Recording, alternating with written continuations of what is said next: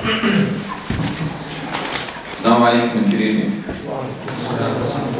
بسم الله الرحمن الرحيم. إن الحمد لله نحمده ونستعينه ونستغفره ونستغفره ونعوذ بالله من شرور أنفسنا ومن سيئات أعمالنا. من يهده الله فلا مضل له ومن يضلل فلا هادي له وهو في الآخرة لمن الخاسرين. وأشهد أن لا إله إلا الله وحده لا شريك له رب العزة والجلالة الواحد الأحد الفرد الصمد. أشهد أن محمدا عبده ورسوله وصفيه من خلقه وحبيبه بلغ الإسلام وتأدى الأمانة ونصح الأمة وجاهد في الله حق جهاده حتى أتاه اليقين.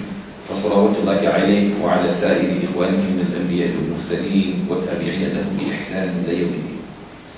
Indeed, all praises to God. We praise Him and we thank Him and we seek assistance from Him.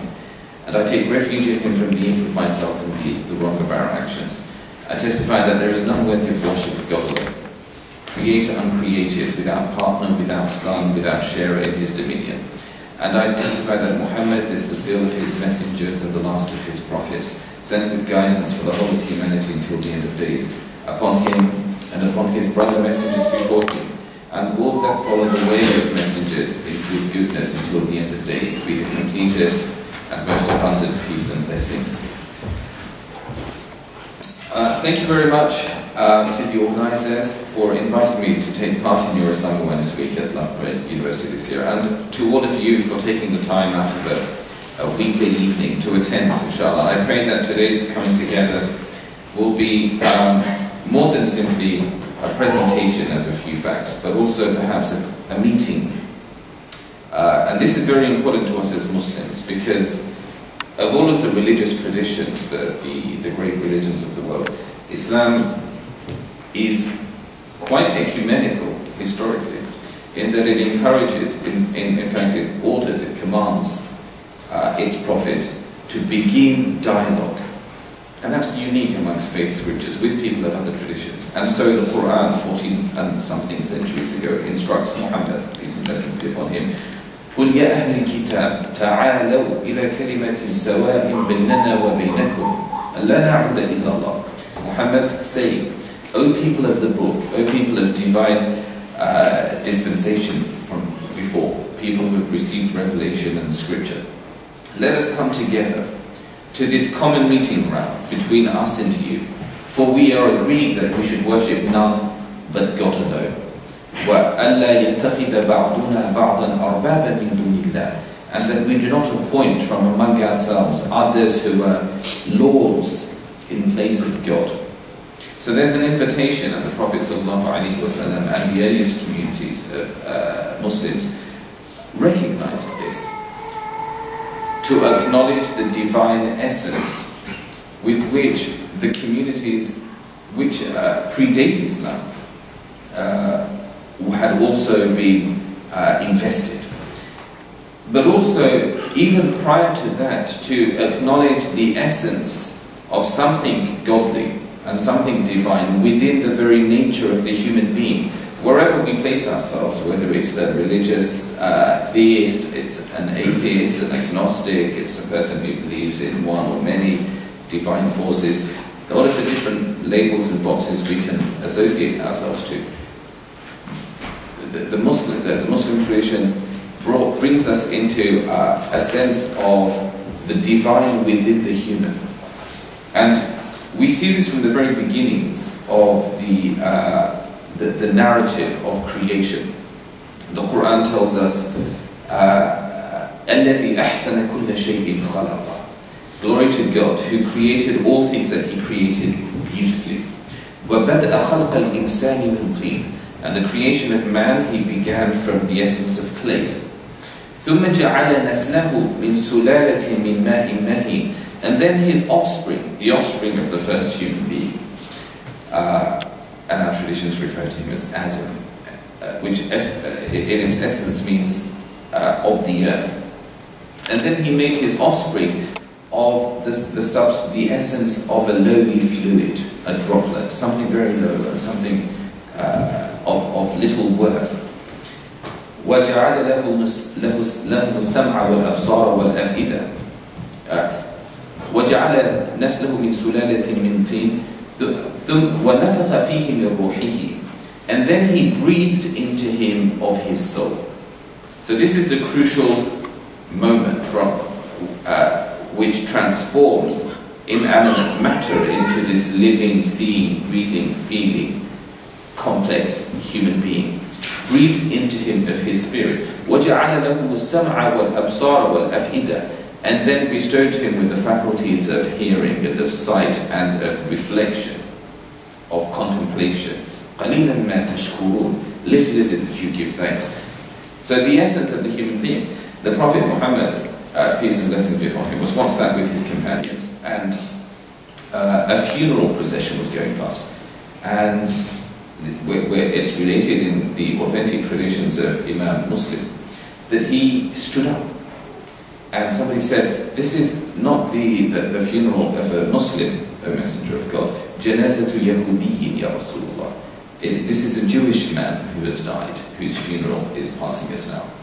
And the Prophet's retort was simply, Alaysat nafsan, but was it not a soul? Was it not a soul? Did it not share in the secret of the breath, of being a recipient of the breath of God? And so this is the divine spark with which Islam views creation and views all things that exist. Where the very beginning of the book, the Revelation, if you open it, the very first chapter is Surah Al-Fatiha, the opening. And Al-Fatiha is the opening to the book, it's the opening to a journey. And its very first verses make this very profound statement. Bismillahir Rahmanir Rahim, in the name of God, most merciful, most compassionate. Alhamdulillahi Rabbil Alameen. Praise is God's, Lord of all the worlds. That's a statement, it's out there, it's a very bold and very sort of challenging statement. All praise does indeed belong to God, Lord of all of the worlds. Most merciful, most compassionate, Master of Judgment Day. And the surah continues. From the outset, we have this essence, or this idea that creation, the world, and all that is within it, is a manifestation of something glorious and beautiful. And so we historically don't harbour a sense of a sort of dichotomy between the lowly and the materialistic, the profane, and then the spiritual and the lofty. The secular and the sacred. This dichotomy is one that was inherently alien to Islam, which is why many of the earliest theologians were also physicians and mathematicians and astronomers and people of the arts and people of the sciences, people who made indelible contributions, whose works until quite late, in fact beyond the Middle Ages, up until 200 or 300 years ago, were still textbooks used as reference points. Ar-Razi, Ibn Sina, and many other people, Al-Khawarizmi.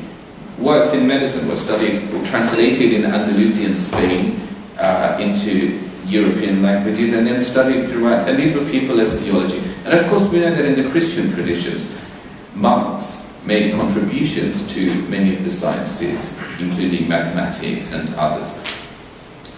So religion views itself as not this external and sort of outside voice addressing an inherently physical human being, but as the completion to what it is to be human. Because all of us, I think, recognize humanity always has, and we've grappled as, is a story, a long history of grappling with what does it mean to be human. And we know that we're not the sum of just our parts, we're not just the physical, this physical entity, this biological entity that needs to eat and drink and requires shelter and has an innate predisposition to procreate and all of these type of things. But there is more to it than that, and our works of poetry in every language in the culture and literature are full of something unique to the human disposition. Animals, the rest of the biological kingdom, once all of their direct or immediate needs are met, a cat, if it's fed, if it's not afraid, there's no threat or that challenges its security, it's fed and watered, leave it alone and it may play for a bit, and then the next thing it does often is fall asleep. And the same applies to most of the other animals of the physical kingdom, that they eat and they drink, and if everything's taken care of, and they may play for some time, and then animals fall asleep. They rest, they relax, they bask in the sun, and they or go and huddle up somewhere beneath a radiator. But these animals have this, they relax. The human being is the only creature which eats and drinks, so we have these immediate needs and that need to be taken care of. We need shelter, we need territory and all these things. But then after all that's taken care of, we don't like to spend the rest of the time sleeping. Particularly once you've got past your teens. So people like to, we like to communicate, we like to think, we like to speak to one another, we like to examine, to explore ideas, we share. And our brother recited today very briefly from the opening verses of Surah Al-Rahman. And it's very, very beautiful to think, or it's worth reflecting on the first 3 or 4 verses of that. God says, Ar-Rahman, the most gracious, Allama al-Quran, who taught revelation, Khalaq al-Insan, created man, Allamahu al-Bayan, and taught him how to articulate. This unique feature of the human being, the ability to communicate through sounds, through air that's squeezed through a voice box, wind that's emitted in a certain way and with the tension of muscles in order to create sound waves, vibrations that then bounce against your eardrum and are electronically used to create an impulse of sound. And suddenly air that's coming out of my mouth, that's bouncing through airwaves, is being put back together again in your head as sounds, as words, as meanings, as thoughts, as pictures, as ideas. And we can talk about things that we have experience of. We can talk about things that we've never experienced, that we can only imagine and contemplate about. So there is this very unique ability of the human being. We're told in the Quranic tradition that this all stems back to the very beginning of our kind. God created Adam, and the angels immediately said, and he said, Inni ja'ilun fil ardi khalifa. Adam is made to be my vicegerent upon the earth. Adam is created for a position of custodianship, a responsibility, a great lofty duty, to be God's caretaker of the earth. And the angels immediately say, أَتَجْعَلُ فِيهَا مَنْ يُفْسِدُ فِيهَا وَيَسْفِكُ الدِّمَاءَ. They're aware of the pitfalls of allowing somebody who has the ability to do good but also to do bad, freedom of will and choice, to assume such a great office. And so they ask, will you place upon the earth one مَنْ يُفْسِدُ فِيهَا, one who will cause or can cause rampant corruption through the land, وَيَسْفِكُ الدِّمَاءَ, and cause bloodshed. And the anxiety of the angels has been proven true by our kind throughout history and up until this day. If there's one thing we've become very, very adept at, it is the shedding of blood. It is the way that we are able to find reasons. And people often say, oh, religions cause war. Religions don't cause war. The human caprice, human greed, something inherent within human nature, the lowest aspects of the human nature, of the selfish ego, is what causes war. With or without, I mean, do we really think that Israel and Palestine would be any more peaceful if the people of Palestine, the people of Israel, disavowed religion altogether?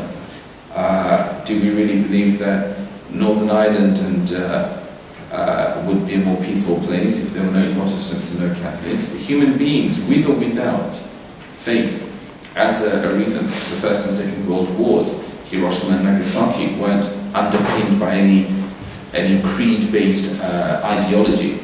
So people find great reasons for shedding blood. The angels were worried about this. تَجْعَلُ فِيهَا مَنْ يُفْسِدُ فِيهَا وَيَسْفِكُ الدِّمَاءَ. Will you place upon the earth those who will cause corruption and bloodshed? And God said, إِنِّي أَعْلَمُ مَا لَا تَعْلَمُونَ. I know what I do best. Don't question me, I know what you know not. And then the Quran tells us, وَعَلَّمَ آدَمَ الْأَسْمَاءِ, and God imparted to Adam the knowledge of the names of all things, al-asma' kullaha. So that is the first of our kind. The first human being is this articulate, or one who is taught speech, one who was taught the names of things. And in the learning of names of things is the knowledge of, the knowledge of the properties of things.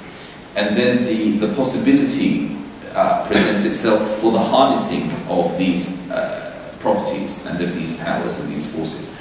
Adam is given the knowledge of things. And God then says to the angels in the angelic realm, and obviously a lot of the Quran speaks, and sacred literature speaks to us using the words of human beings, but conveying to us something that is vastly transcendent of the trappings of our own experience, our physical material experience here on earth. And so we use these words, but we don't imagine that it's like being in an auditorium with the angels and Adam present in one place. But that God then says to the angels, أَنْبِئُونِي بِأَسْمَاءِ هَؤُلَاءِ, can you tell me the names of these things, in kuntum sadiqin, if you feel that you are worthier of the role. Because the angels had also said, why place man on earth when you already have us? نَحْنُ نُسَبِّحُ بِحَمْدِكَ, we who are forever glorifying your praises, وَنُقَدِّسُ لَكَ, and celebrating your holiness. Why place man? So God demonstrates to them the reason that Adam is worthy of this, is qualified for this role, as opposed to the angels. Tell me the names of things. They say, Subhanak, la ilma lana, glory to you. Of knowledge we have none. Illa ma 'allamtana, except for that which you have chosen to teach us. Innaka antal alim al-hakim, all-knowing and full of wisdom art thou. God says to Adam, Ya Adam, anbi'hum bi asma'ihim. Adam, you tell them the names of all of these things. فَلَمَّا أَنْبَأَهُمْ بِأَسْمَائِهِمْ, and when he had done so, God said to the angels, did I not say to you that I have knowledge, I know the secrets of the heavens and the earth, وَأَعْلَمُ مَا تُبْدُونَ وَمَا كُنْتُمْ تَكْتُمُونَ, and I know all that you make apparent and what you hold deep within your souls. And so the story of the human kind, of our kind, is one that is the breath of God and then knowledge. The inherent curiosity that makes us question, what is this and what does it do? What is its function? What are its properties? How can that be used? And this is always evolving. People talk, communicate, and they have done since the very birth of humankind. And the way that we communicate will change. So text-speak comes into existence, and that's also a way of communicating. And the way that people wear clothes, and the way that people address one another, and hand gestures and things like this. But the point is that we are essentially a creature of communication. And so it is very, very important for faith groups to not forget how to communicate with one another. Wars aren't started off because of faith. Wars are begun because of a breakdown of communication. There's an Arab proverb which is echoed in other languages and traditions too. الناس أعداء لما جهلوا. People are prone to hate or to be enemies of that which they know little about. People have a propensity to be on their guard about something which they are unaware of or ill aware of. And so it is very important. Now, Adam's Adam, the father of humanity, and then of course one of the earliest or first stories which we have from Adam is that of his two sons. And again, this is a very powerful story. It's the Old Testament records the story for us, and the Quran repeats it. وَاتْلُ عَلَيْهِمْ نَبَأَ بْنَيْ آدَمَ بِالْحَقِّ, and relate to them the tale of the two sons of Adam in truth. إِذْ قَرَّبَا قُرْبَانًا فَتُقُبِّلَ مِنْ أَحَدِهِمَا وَلَمْ يَتَقَبَّلْ مِنَ الْآخَرِ. Cain and Abel, Qabil and Habil. For they presented their offerings, and it was accepted from the one of them, but not from the other. قَالَ لَأَقْتُلَنَّكَ, and Cain became enraged and said to his brother Abel, I will kill you. قال إِنَّمَا يَتَقَبَّلُ اللَّهُ مِنَ الْمُتَّقِينَ. And Abel said, God only accepts the offerings from the righteous. So we have this incident here, two brothers, the two sons of Adam. And immediately we have a hint of jealousy, of rivalry that's begun between them. Some of the older sources tell us that this was about marriage and jealousy over who got to marry the prettiest girl and all this type of thing. But the Quran confines itself to telling us about the righteous, the religious offering that they would offer to God. And God accepted that of Abel, but not of Cain. And so Cain becomes angry because this is a blow to the ego, and it's a put down. And he says, I will strike you down, I will kill you. And his brother says, hey, it's not my fault if God doesn't accept your peace offering, your offering. Because God accepts only from those who are righteous. So maybe you need to check out your relationship with God. لَإِنْ بَسَطْتَ إِلَيَّ يَدَكَ لِتَقْتُلَنِي مَا أَنَا بِبَاسِطٍ يَدِيَ إِلَيْكَ لِأَقْتُلَكَ. Indeed, should you choose to reach out your hand to strike me down, I will withhold my hand and not strike you down. إِنِّي أُرِيدُ أَن تَبُوءَ بِإِثْمِي وَإِثْمِكَ فَتَكُونَ مِنْ أَصْحَابِ النَّارِ. And the brother Abel says, for if that is what you choose, then may you go with my sin and your sin and be among the denizens of hellfire. وَذَلِكَ جَزَاءُ الْكَافِرِينَ. For that is the punishment of those who reject.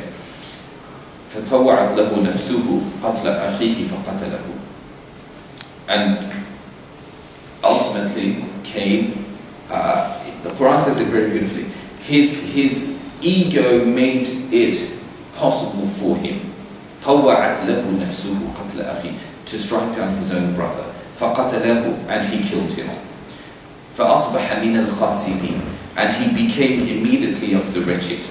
By this action, by listening or allowing his anger, his ego, the how dare you, when it should have been mine, take over, he struck him down and he becomes of the khasirin. And now he's sitting there scratching his head because this is the first mortality in the story of humanity. No one's died yet. And so we don't have funerals and we don't have like a tradition for burial and we're not sure of what to do with the body. فَبَعَثَ اللَّهُ غُرَابًا يَبْحَثُ فِي الْأَرْضِ لِيُرِيَهُ كَيْفَ يُوَارِي سَوْءَةَ أَخِيهِ. And God sent a crow which began to dig in the earth looking for a worm, or looking for it, which in order to give him an idea of how to conceal or dispose of the body of his brother. قال يا ويلتى أعجزت أن أكون مثل هذا الغراب فأواري سوءة أخي فأصبح من النادمين. And he said, oh, woe is mine, was I so unable as to even be like this crow and know of my own self how to cover my brother's body. And he began to lament. He became remorseful. Min ajli dhalik. Because of this, the first crime, that one human being was able to strike down another human being, whilst being so ignorant as to even know what to do next and how next to dispose of a body. But the ability, that such great power and ability is instructed to one, is handed over to one who is at the same time so very ignorant.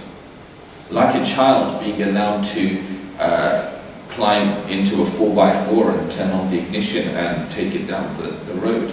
That is a disastrous set of events. It's a recipe for disaster. And so the great power and yet great ignorance or great petulance that is within the nature of man is what's described in the story. God says, "Min ajli dhalik," because of this, katabna ala bani Israel, to the Israelites we let it be known, أنه من قتل نفسا بغير نفس أو فساد في الأرض فكأنما قتل الناس جميعا. That any that takes the life of another without it being for a life or because of some great act of tyranny and aggression throughout the land, any that takes an innocent life, فَكَأَنَّمَا قَتَلَ النَّاسَ جَمِيعًا. Then it is indeed as though he has killed not one but the whole of humanity. وَمَنْ أَحْيَاهَا فَكَأَنَّمَا أَحْيَا النَّاسَ جَمِيعًا. And any that saves a life, it is as though he has saved the lives of the whole of humanity. Because of the story of the killing of one brother to another, God tells us, from this day onwards, any that will ever repeat this action and take the life of another in an unjustified and unwarranted way, then he hasn't just struck down another human being, because we're able as people to see one another as being very distant from each other. I'm from the east and you're from the west. I'm black and you're white. I speak this language and you speak that. I'm of this ethnicity and you're of that ethnicity. And so we're very distant from one another.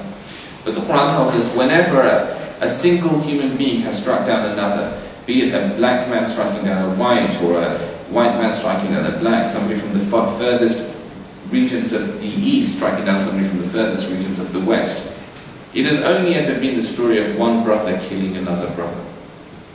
It's never been a Palestinian and an Israeli. It's never been somebody from the north of Somalia and somebody from the south of Somalia. It's never been a German and a Jew. It's never been two people who have nothing to do with it. It's always been two brothers. One brother strikes down another brother.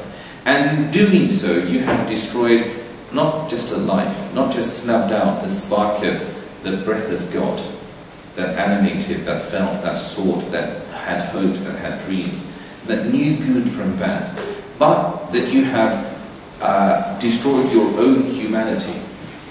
You have destroyed your own humanity, and this is why the Quran says, it is as though you have killed all of humanity. To take one life is the same as genocide, because you have ultimately destroyed your own humanity.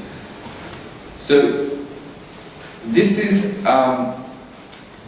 something which the Christian and the Jewish traditions, along with Islam, have spoken of. In fact, Islam, of course, comes later and sees itself not as a new religion. In fact, the Prophet Muhammad is told to say in the Quran, قُلْ لَسْتُ بِدَعًا مِنَ الرُّسُلِ. Say, Muhammad, to the people, I am no newfangled thing among messengers. I am but a messenger like those who preceded me. وَلَقَدْ أَوْحَيْنَا إِلَيْكَ كَمَا أَوْحَيْنَا إِلَى الَّذِينَ مِنْ قَبْلِكَ أَنِ اتَّقُوا اللَّهَ. And we have revealed to you, as we revealed to all that came before you, that you must guard your relationship with God, that you must hold God, maintain God consciousness, taqwa of Allah. And this is the essence of religion. And this is, we see when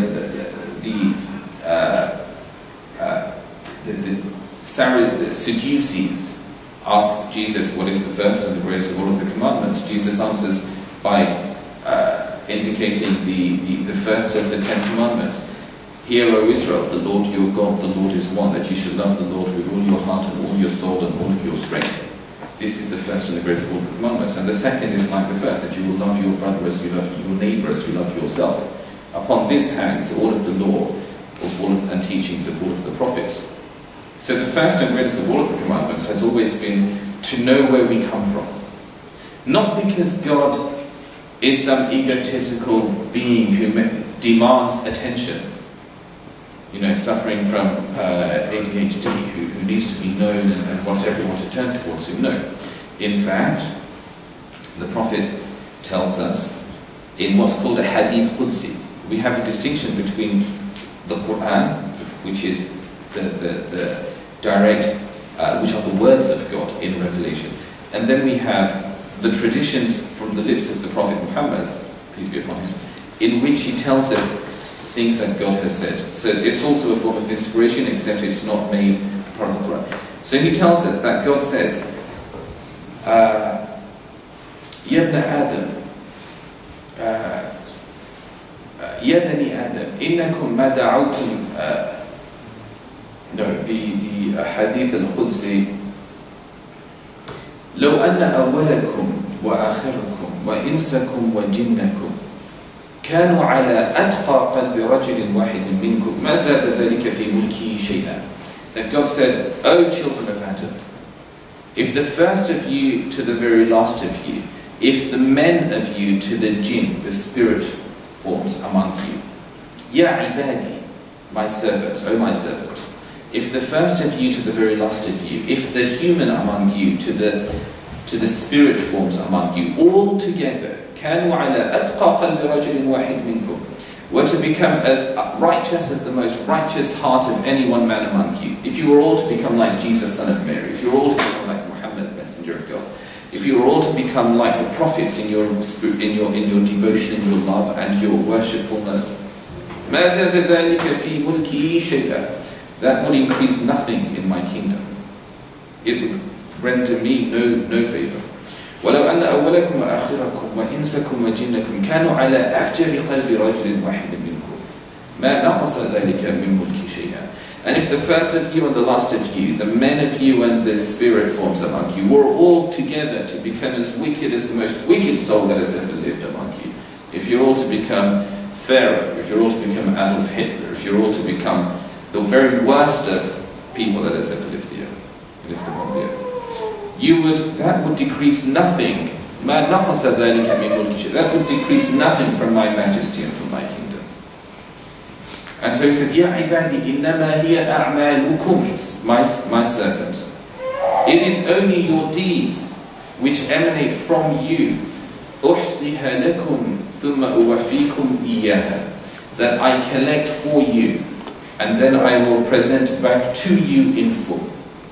This is all it is. That the human being is not created and bestowed with all of the powers and the faculties and the ability to see and hear and feel and touch and to know right from wrong. The Quran tells us, وَنَفْسٍ وَمَا سَوَّاهَا, by the soul and by him that made it well-rounded, by him that perfected it. فَأَلْهَمَهَا فُجُورَهَا وَتَقْوَاهَا, and then inspired it as to its wickedness and its righteousness. Every soul, without having gone to school, and people speak about, all these are just social constructs, because human beings have evolved over time to be social animals, and so we have to have certain rules in place. But it's universal. Everybody knows that stealing is bad, and that lying is bad, and that murder is bad. And everybody knows that, that there is a sacred bond between a man and his wife, and that to betray that is bad. And these are things which historically, for the very, very large part, and of course there are exceptions to every rule, and you can say, well, there are some people who were quite happy with a certain setup or other, but generally people have considered pretty much that the universal virtues and the universal vices have been recognized throughout time, throughout culture, throughout language, throughout civilization. And that returns back to a divine inscription. Alhamaha fujuraha wa taqwaha. God inspired to the human being as a part of what he breathed into him. A consciousness of his right and his wrong. And an imbalance from the verses of Ar-Rahman recited today by the brother. وَوَضَعَ الْمِيزَانِ, and God placed the balance. أَلَّا تَطْغَوْا فِي الْمِيزَانِ, that you should not upset the balance. And there is the balance within creation, and there is the balance within the heart or the soul of the individual human being. And a maintaining of that balance is very, very important. 3 companions once came to the Prophet's wives, and they wanted to ask, tell us, what's the Prophet like at home? How is he in his... We see him when he leads us in prayer. We see him when he delivers his sermons. We see him when he out in our community. But what is he like at home? What are his night devotions? And they mentioned, well, he fasts on certain days of the week, and other days he doesn't fast, and he does this type of worship during the night time, and then he sleeps. And they listened to that, and they thought, that's really not a great deal. But you know what? He's the Prophet of God, and he's the infallible and the blessed. We're mere mortals. We surely can't make do with simply that amount. We must excel and do more than that. So they began to decide on this, and one of them said, أَمَّا أَنَا فَأَصُومُ النَّهَارَ وَلَا أُفْتِرُ. One of them said, I'm going to fast for the rest of my days, every day. And in Islam, fasting is from dawn till dusk. So you do eat at night time. It's during the daylight hours. So he said, I will fast for the rest of my days and never spend a day without fast. And the other one said, well, I will spend the whole night up in worship and devotion to God and never sleep any more during the night time. And the third one was left with a short straw. So he said, I'll not marry women. He took the vow of celibacy. And that was left there. The Prophet comes back home and his wives mentioned, these three men came and they asked these questions. And then this was the conclusion that they went with. And he said, who is it that chooses a way other than my way? For I am the messenger of God, and I am your example for how to come to God. And I fast on some days, and other days I don't fast. And I sleep I worship during a portion of the night, and I sleep during a portion of the night. And I have indeed married. So any that is dissatisfied with my way is not of me. This was an inherently balanced tradition, one that taught, وَلَا تَنْسَ نَصِيبَكَ مِنَ الدُّنْيَا وَأَحْسِنْ كَمَا أَحْسَنَ اللَّهُ إِلَيْكَ. Do good to others as God has done good to you, but do not neglect your portion of this world. And the Prophet told us, don't be like the man who overburdens his mount, his horse, his camel in the desert, and makes it run at full pace and doesn't give it rest and doesn't give it water to drink. فَإِنَّ الْمُنْبَتَّ لَا أَرْضًا قَطَعَ وَلَا ظَهْرًا أَبْقَى. Because the one who overtires or overburdens his riding animal will neither conclude his journey nor have an animal left at the end of it. You won't reach your destination and you'll find that your animals suddenly drop dead on you because you beat it too fast. So allow it to have its rest, allow it to take its... The Quran speaks to us about the Christian tradition of monasticism and says, وَرَهْبَانِيَّةً ابْتَدَعُوهَا. Monasticism is a tradition that men invented. Jesus doesn't talk to us about that, nor do the prophets of the old speak to us about the need for some people to disavow the world altogether and turn their backs on that and turn purely to God. The Quran tells us, monasticism is the thing that men invented. It is not something that we enjoined upon people. But it recognizes its balance. The Quran says, but they did it seeking the good pleasure of God. So it tells us it's not something that God enjoined, people did it, it wasn't asked of them. But then it says, it acknowledges the good intentions, but they did it seeking the good pleasure of God. فَمَا رَعُوهَا حَقَّ رِعَايَتِهَا. But then they were unable to do it justice. And this is crucial for us because it tells us that we mustn't turn our back to what is human within us. Because whenever we try to suppress the human within us, seeking something that is superhuman, seeking something that is greater or more than what we are, we set ourselves up to fall, perhaps even to subhuman depths. And, we see that in society. The Catholic Church, unfortunately, has had to deal with a lot of problems to do with child abuse. But within the Muslim tradition in Afghanistan, I read a report, many of you may have as well, that came out just this week, about the levels of child abuse amongst young boys within the Afghan society. And coming from a Muslim community, I can tell exactly where that came from. It comes from a community which has completely isolated or removed its women from the public space. Women are a temptation, and women mustn't be seen or heard, and so must always be kept locked, safe within doors. And if they do venture out, it must only be completely covered from head to toe. At the time of the Prophet ﷺ, men and women worshipped together in his mosque, and he didn't have so much as a curtain to divide the men from the women. What he had instead were instructions. He said to the men, once the prayers are finished, wait for a little, allow the women to leave first. He's told the women, when you rise from prostration, because our worship is a physical as well as a spiritual affair. We worship God, mind, body and soul, as he created us mind, body and soul. So there's standing and there's bowing and there's prostrating. And the women stood at the back in order that they not be self-conscious of men staring at them as they bowed and prostrated. And people often, there were Bedouins who had very little to wear. Some of them only had loincloths, which literally covered between the navel and the knee. And the Prophet told the women, delay rising from the prostration just a little in order to allow the men to have risen first, so that you're not unwittingly exposed to more than what you came to the mosque for. So there's a sense of kind of teaching people etiquette. And there's a woman who, a very, very human society.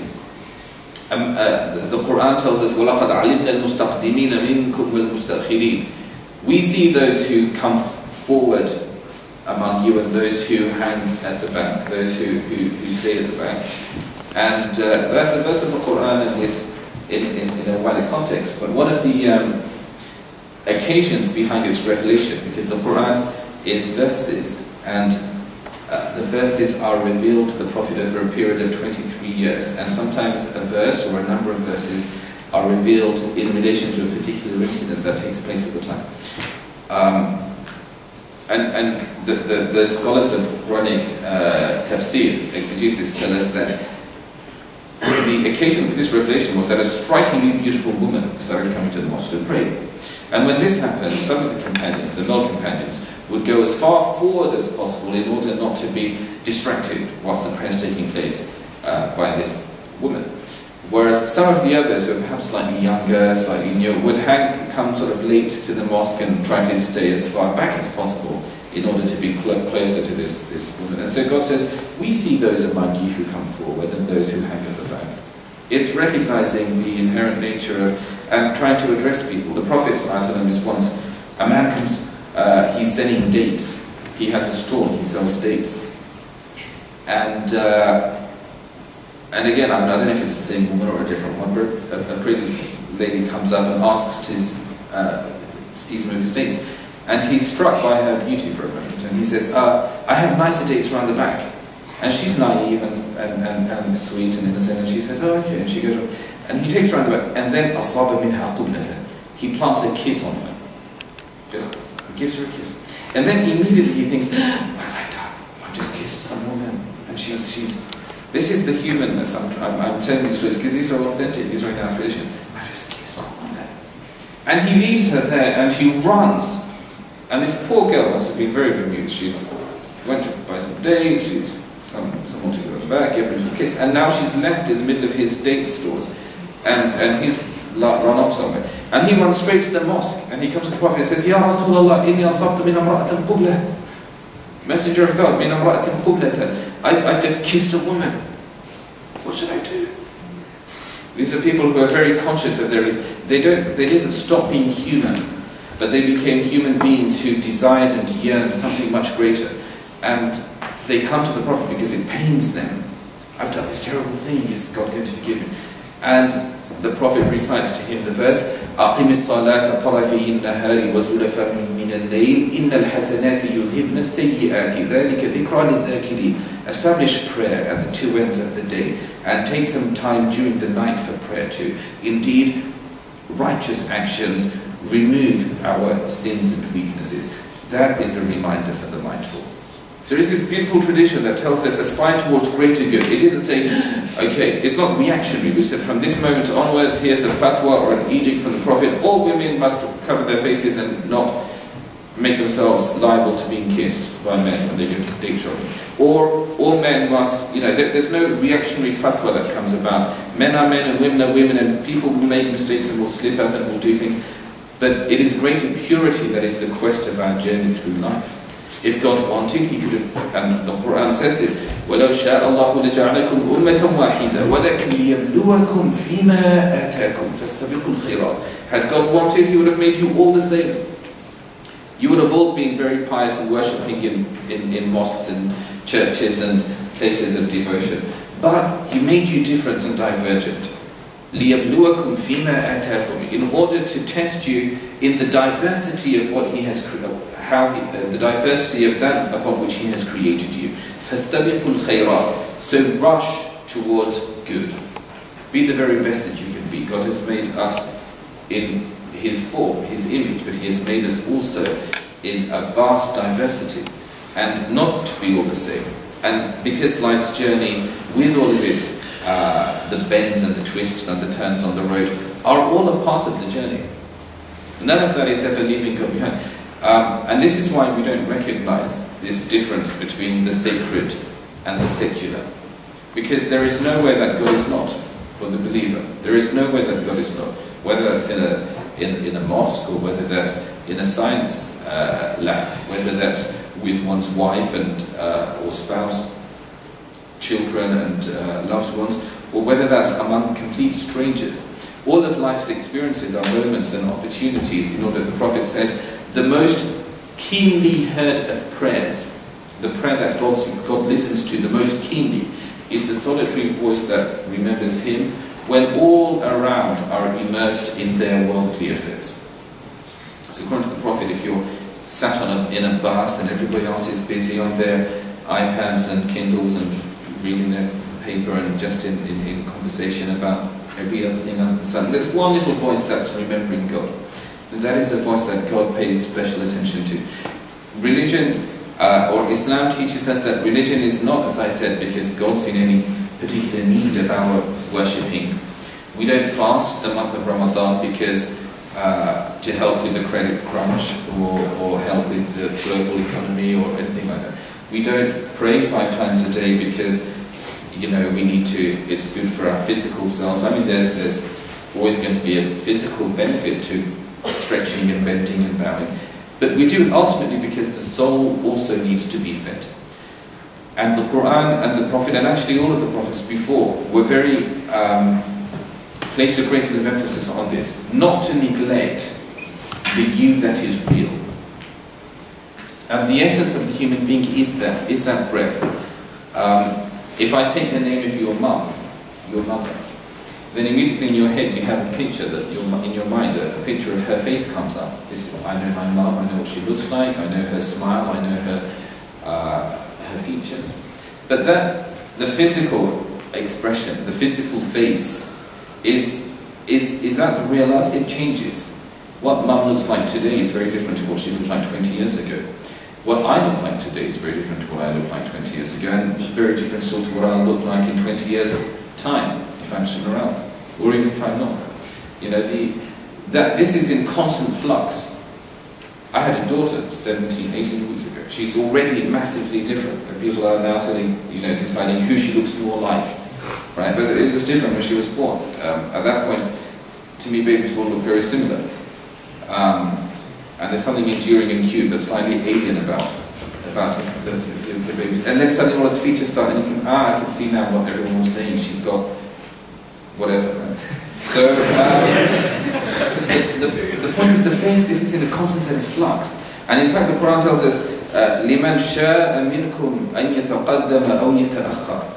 This revelation is a message for any among you that wishes to move forward or to regress backwards. In other words, there is never a stationary point. You can't ever put things on pause. There is no state of suspended animation that we can just be still for a bit. Every moment of every day, كُلَّ يَوْمٍ هُوَ فِي شَأْنٍ, for each day is your God preoccupied. Each day He busies Himself with, in other words, in the way that He manifests throughout creation.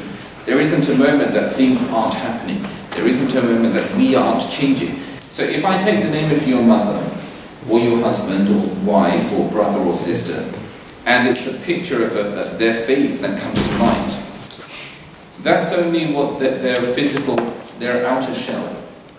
And that's subject to change. It has been from the day they came into this world. It will continue to change until the day they leave this world. So the real essence of mum, or dad, or brother, or sister, or friend, or neighbour, loved one, is the soul. The real essence of me. So you see a face before you, but this is just a face. It has a beard. It could quite easily not have a beard. Maybe I could gorge myself on hamburgers for a whole year and I'll look different still. And also subject to change. But the essence of the human being is the soul. And that is the breath of God. And that is what no one has ever seen. So it's quite intriguing to think you've never actually seen the true essence that is mum, that is dad, that is brother, that is sister.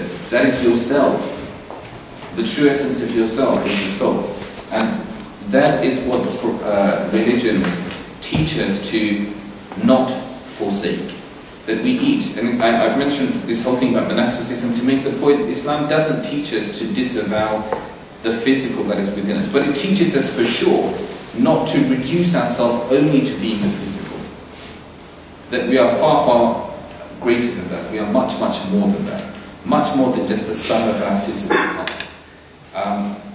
Mawlana Jalaluddin Rumi gave an example, and he speaks about the relationship between man and the world. And he said, the example of man in relation to the world is like a boat and water.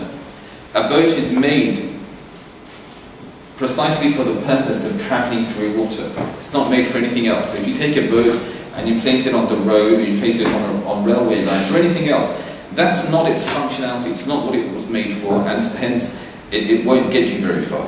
The boat requires water in order to then be resplendent and amazing and brilliant and take you and show what it can do, show what it's all about. To be what it is, it needs water, and yet it must ensure as it travels through water not to allow the water to seep into it. Because once the water enters the boat or begins, then that's the beginning of the end. If water begins to enter the boat will sink, and then it will be no good to anybody. It's a means of death and destruction. And so too man was not created to disavow the world, to be separate and cut off and distant from people.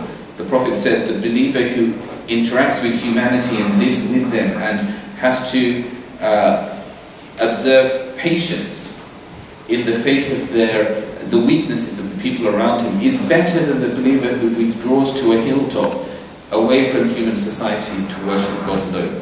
It's better to live with people and to deal with them. The Quran teaches us about how then do we deal with people. And that too is a part of the beauty of life. That too is a part of the journey. The Quran tells us, idfa' billatihi ahsan. Now considering that Muhammad receives revelation in Mecca, he's 40 years old. He has, up until then, been the most one of the most respected of his society. And at the age of 40, he receives his revelation. He quite apprehensively at first goes to people and begins to tell them. And very, very soon after, he's met with incredible opposition. And those who loved him and who respected him and who recognized him as, he was known before prophethood as as-sadiq al-amin, the truthful, the trustworthy. When people fell out of everything, they said they'd go to Muhammad to ask him questions. And at that time, and suddenly he receives this, and people are now abusing him and openly mocking him. And it starts with mocking and jeering, and then it increases, the tempo increases. We saw that with Nazi Germany and the Jews, and we're seeing that sometimes in parts of society with Islamophobia, where what begins as jeering and mocking and a big then gives way to assent, because people expect if you laugh at something enough, you ridicule it enough, maybe it will die at its own death and that will be the end of it. But then they noticed it didn't. More and more people were converting to this faith that taught of the worship of one God, that taught that all people are equal. It taught that the slaves and their masters are equal. It taught that men and women are equal. It taught that the rich had no license to abuse the weak, the poor, the mighty and the strong, the weak. So it teaches it, and that's a massive threat to society. And so then, when the ridiculing and laughing doesn't help, people then progress to the next level, which is to physically abuse. And the Prophet and his companions are subjected to physical abuse and physical pain. Amongst them, you know, Bilal, the Abyssinian black slave of Quraysh, is laid out in the burning sun of the early afternoon of Arabia, on the sand. And a big boulder is placed on his chest, and he's whipped mercilessly until he renounces Islam. He's told, renounce Islam or slaughter and die. And he says, Ahad, Ahad, Ahad, the one, the one. I would only worship from this point on, the one. And he's like this until one of the companions of the Prophet, who's a freeman, Abu Bakr as-Siddiq, approaches his master and says, I'll buy him off you. And his master says, how much will you pay for him? And Abu Bakr says, well, tell me how. His master says, 100 coins. And he gives him 100 coins. And his master laughs at him and says, you fool, if you'd given me 10, I would have happily sold him. That's how little he's worth. And Abu Bakr smiles and said, and if you'd asked for 1,000, I would have happily paid that for him. Because he's Abu Bakr. And this black slave becomes the first caller to prayer, the first mu'adhin. Because when there was none around him to help him, to physically come between him and his persecutors, and he was made to feel pain and torture, and he was made to swelter, and he was whipped and lashed. He remembered God, he called out God's name. So it was only fitting that he should be the caller to God 5 times a day. And so they went through all of these persecutions. They went through all of this. The Muslims knew abuse. Seriously, the EDL is nothing. You know, or the right, and all these things. And we as Muslims need to check ourselves in our response, because we've had a long period of time where perhaps, you know, and by God's grace we've not been subjected to physical brutality. Although for some of us, our grandparents may have known that. Our grandparents may have come, or even our parents in some parts of the world will have known that. And in that environment, God's revelation to Muhammad is, idfa' billati hiya ahsan. Repel the worst of what you face only with that which is beautiful. Idfa' billati hiya ahsan. Stand up and face all of the ugliness and all of the wickedness and all of the cruelness and the harshness of the worst of man with beauty and nobility and a higher and more courteous way. ادفع بالتي هي أحسن فإذا الذي بينك وبينه عداوة كأنه ولي حميم. And then the one that hates you as though a sworn enemy may indeed become like an intimate friend. And so this was this miraculous thing. Umar ibn al-Khattab, a guy who goes out with his sword in hand to end the life of Muhammad, saying, I'm going to put an end to this whole state of affairs. I'm going to kill the messenger. Returns home that night, and he's become a member of the following of Muhammad. His heart is won over. People went out with intentions and came back with others, because those who were people of faith knew how to behave with faith. It was faith that inspired their actions. The Quran tells us, "Ud'u ila sabili rabbik." In fact, these verses called repel evil with that which is more beautiful, and then he that is like an avowed enemy will become like a bosom friend. Then goes on to say, وَمَا يُلَقَّاهَا إِلَّا الَّذِينَ صَبَرُوا. But this is not an easy thing. None acquires this except those who have vast stores of patience and resolve. وَمَا يُلَقَّاهَا إِلَّا ذُو حَظٍّ عَظِيمٍ. And none is granted this except he that has a vast fortune, one that is truly blessed by God. In other words, it's easy to talk the talk and to be a very courteous and nice individual until you're behind the wheels and it's rush hour traffic and somebody comes in front of you, and then, you know, then that's the test of your mental. So the Quran also tells us in exactly the same strain, "Ud'u ila sabili rabbik." Call to the way of your Lord bil hikmah, with wisdom. With wisdom. Wal maw'idatil hasana, and with beauty in your address, with beautiful preaching. وَجَادِلْهُمْ بِالَّتِي هِيَ أَحْسَنُ. And if you must, jadil literally means to debate, to exchange views, to argue. And if you must retort, only with that which is more beautiful. God is beautiful. The tradition tells us, a man came to the Prophet and said, am I conceited? I like to have nice hair, I like to wear nice shoes. The Prophet said, "Inna Allah jameel yuhibbul jamal." But God is beautiful, He loves beauty. Pride and to be conceited isn't it to look good and to take care of your appearance. وَلَكِنَّ الْكِبْرُ غَمْطُ النَّاسِ وَبَطْرُ الْحَقِّ. Arrogance and pride is when you suppress the truth and when you suppress people. When you deny the truth and you're overbearing to the people around you. So it's about characteristics rather than things. So God is beautiful. And the beautiful doesn't need ugliness in order to serve His cause or to defend the truth.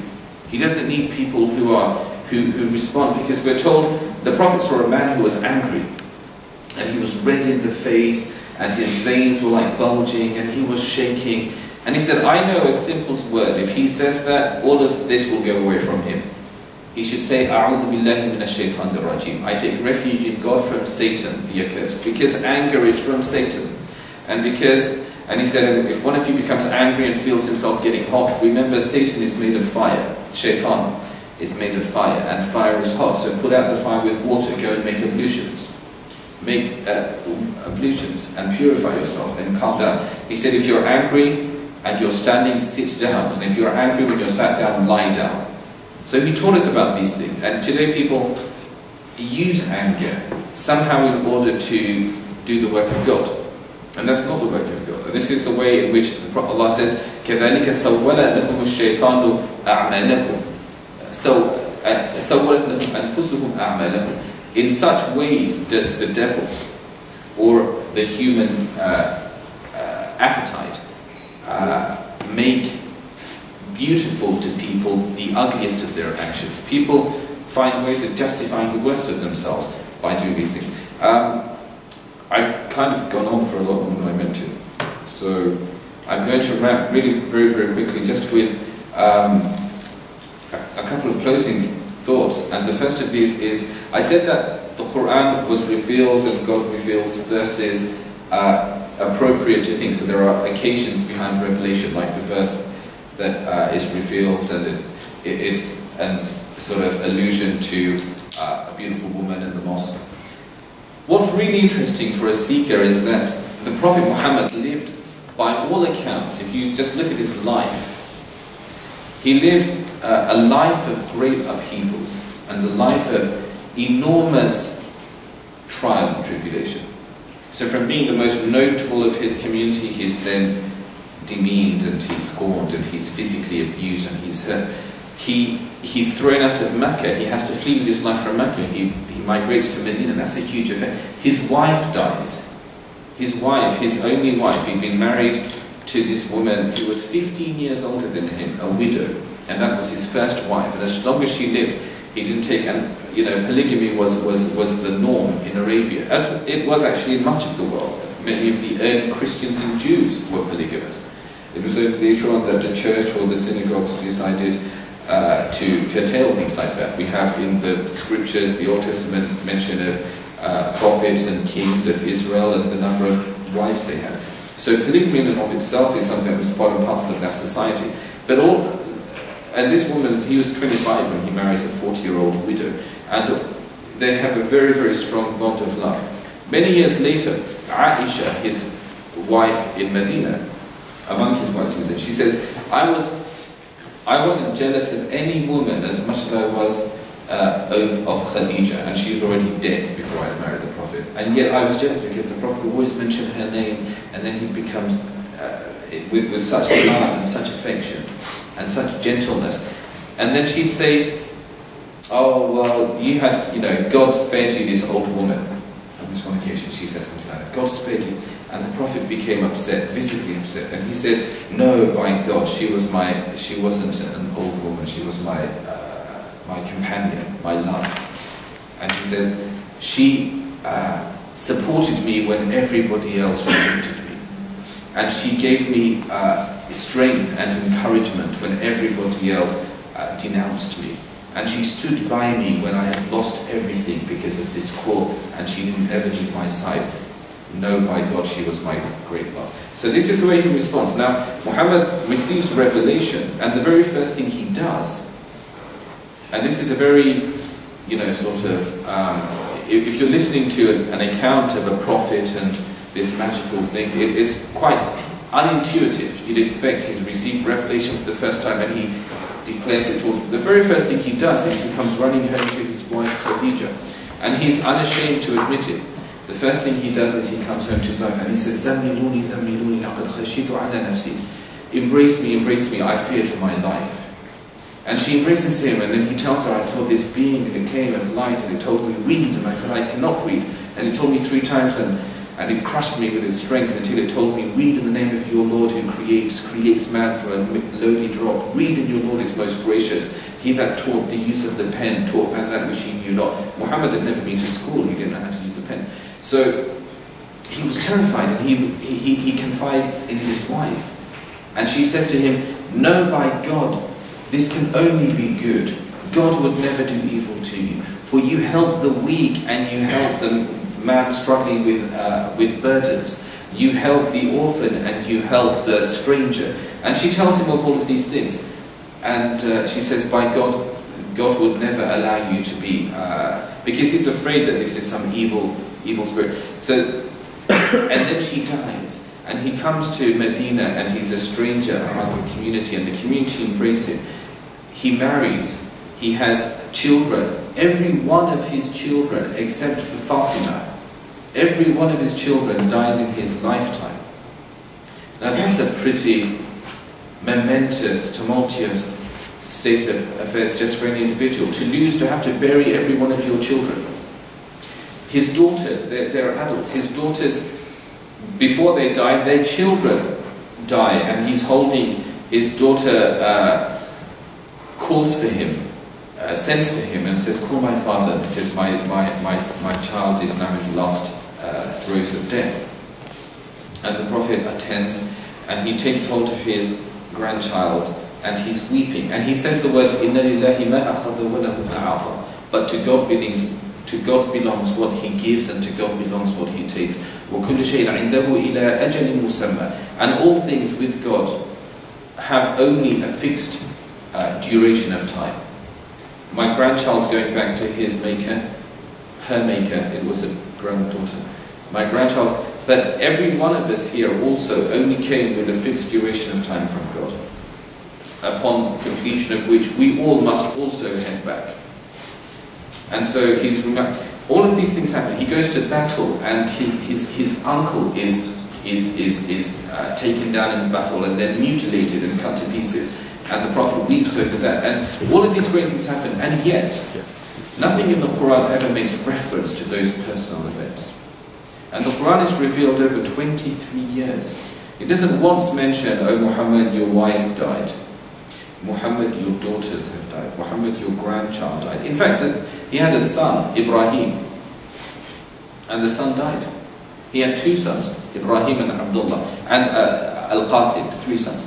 And all of them died, and he wasn't succeeded by any child. They died whilst they were very small. His daughters reached maturity and married and had children and died, and their children died, all with the exception of Fatima.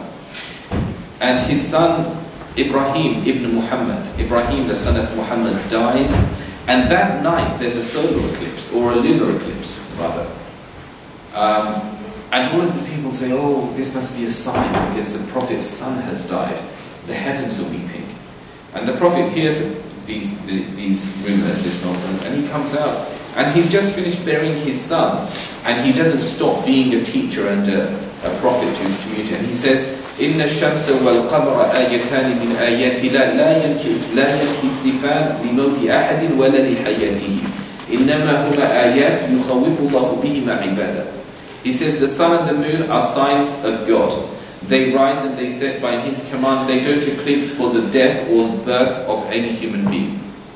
They are God's signs by which, and the eclipse is an occasion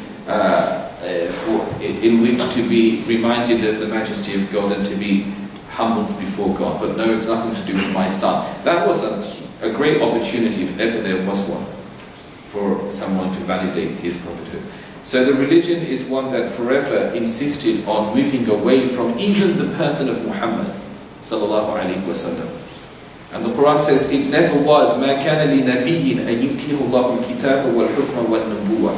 It never was becoming for any human being to whom God has vouchsafed prophethood, authority or wisdom, that he should then say to people, "Kunu ibadan li min dunillah," become my worshippers and slaves, my servants, my devotees. No.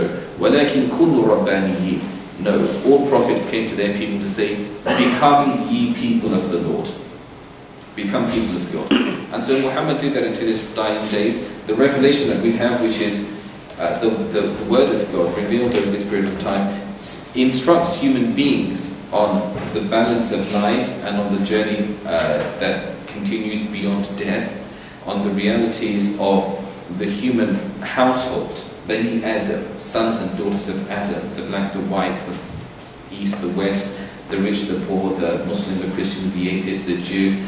Every human being is from that household. It instructs us about these things. And ultimately, its last plea is بَلْ تُؤْثِرُونَ الْحَيَاةَ الدُّنْيَا. Why will you continue to give priority to the life of now? وَالْآخِرَةُ خَيْرٌ وَأَبْقَى. When the hereafter is so much more lasting, so much better. The hereafter is greater and more lasting. إِنَّ هَذَا لَفِي الصُّحُفِ الْأُولَى. And this is this message that was in the ancient scriptures. صُحُفِ إِبْرَاهِيمَ وَمُوسَى. Scriptures of Abraham and of Moses. Not to forget the journey, not to forget that life is much, much more than self-gratification, than instant gratification, than the things of here and now. People put a lot of time. We are a people, unlike the rest of the animal kingdom, we care about the future, which is why, you don't wake up in the morning and check your cupboards and refrigerator and discover, I have plenty of food today, call into work. I'm not coming into work because I've got enough food to get by today. You don't do that. You don't, because it's fine, but I need to keep going to work because I want to get paid at the end of the month. I want to be able to pay the rent or the mortgage. I want to be able to eat again next month. Animals don't. Animals will hunt an animal or whatever they do, eat, go to sleep. Tomorrow will be tomorrow. The Prophet said, if only you knew how to trust in God, He'd feed you the way He fed birds. For they leave their nests every morning with an empty belly and they return every evening satiated. So he said, if you'd learned only not to care just about this world, because we care about the future. Don't think your future ends with the end of your physical, biological reality. It extends. That soul that was breathed into you is eternal. That's not extinguished by the turning over of the body to the earth.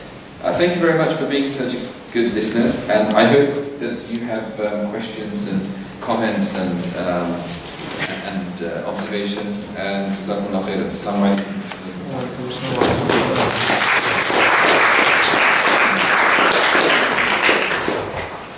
Jazakallah khair, which again means may God reward you with the best of ways.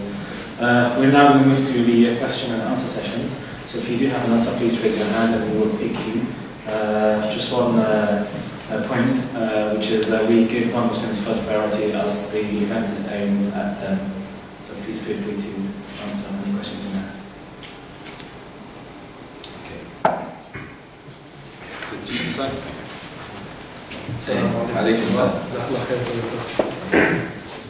Yeah, my question is basically that a lot of people, they struggle to find like consistency, especially in Islam, in their beliefs in this life.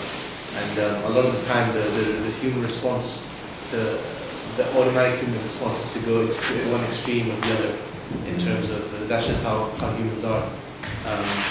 What's the key to finding that balance?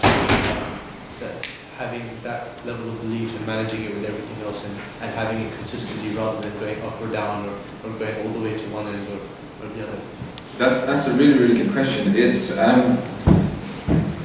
some of the classical scholars were very concerned about this, and they said, beware of going to extremes. So extremism wasn't extremists and extremisms wasn't an issue of concern only for, in modern times. They were concerned about a different type of extremism. And they said to become overly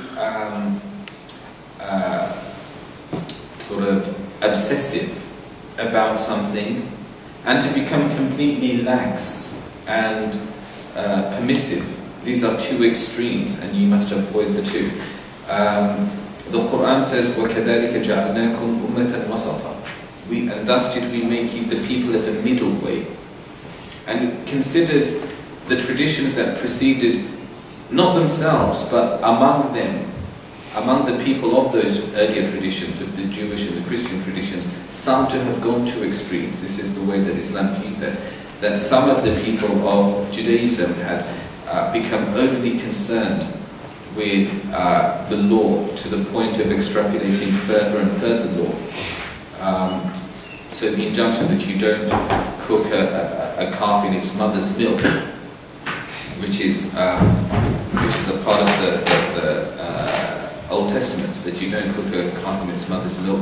The Talmud then said, well, yeah, and you also should be very careful about not just not cooking a calf in milk, but not cooking anything as meat with any dairy products.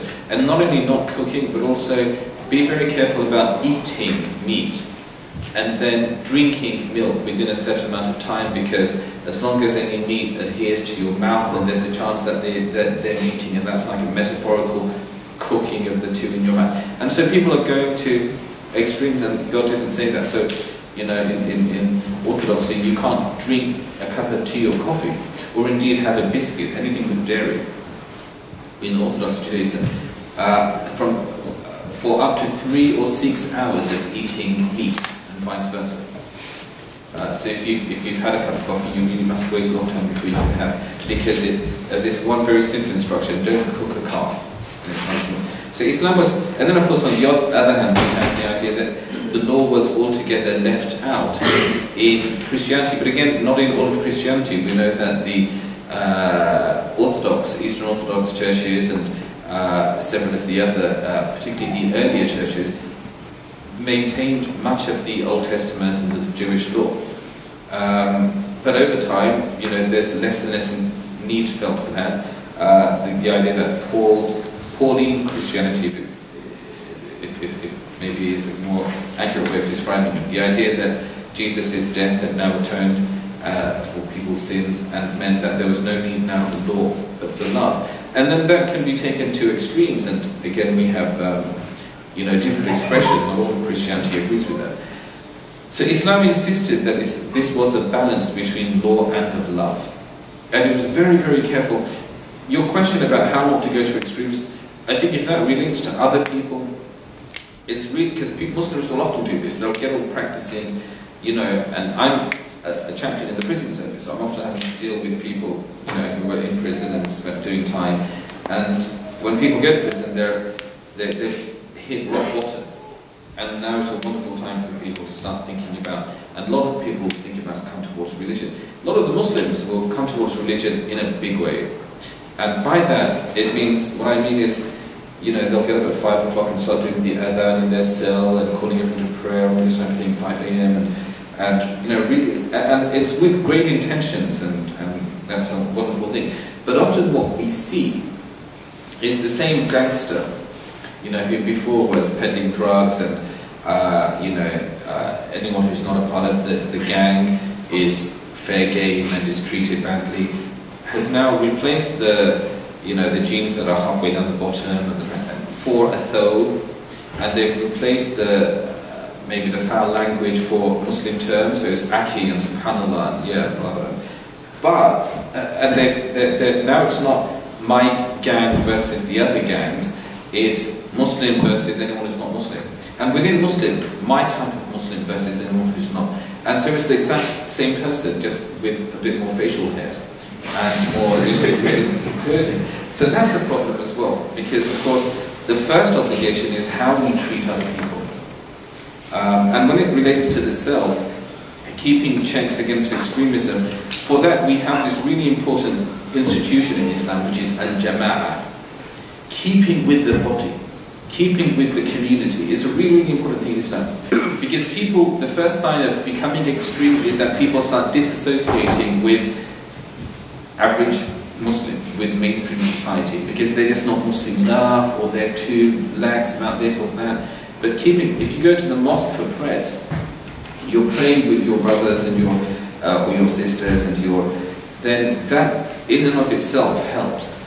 It's also, I think, in this day and age, we have an obligation for many, many, many centuries. Muslims, you know, before the great age of technology and communication, would live their whole life and maybe not meet people from beyond the villages of Punjab or of Egypt or of Somalia or wherever. And so people were quite restricted in who they met. Today, you meet Muslims coming from all parts of the world, and with that different tradition. Some Muslims who place their hands here when they make their salah, others who leave their hands here, and some Muslims who view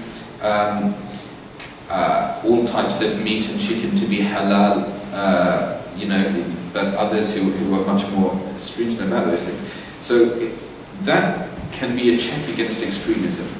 And what I mean by that is not that we then sort of lose any sense of religious identity and start considering everything fair game, but that inshallah we research into these things and we come away with an understanding that there are many views. Islam historically was a very tolerant tradition. It said, somebody asked Ahmad ibn Hanbal, one of the great imams, who held the view that if you bled, you couldn't do your prayers until you renewed your ablutions.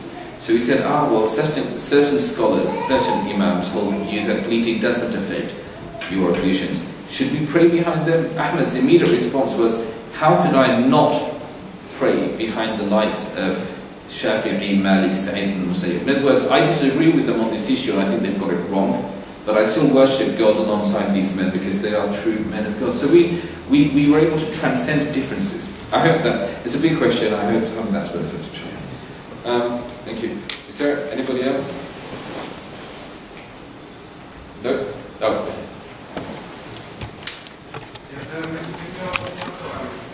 The human is more than a mere animal that acts on its organic needs and instinct. And that as Muslims we don't separate the religion or dissect the religion where we accept part of it and reject the rest. So we accept that Allah has a say in everything, so it's comprehensive.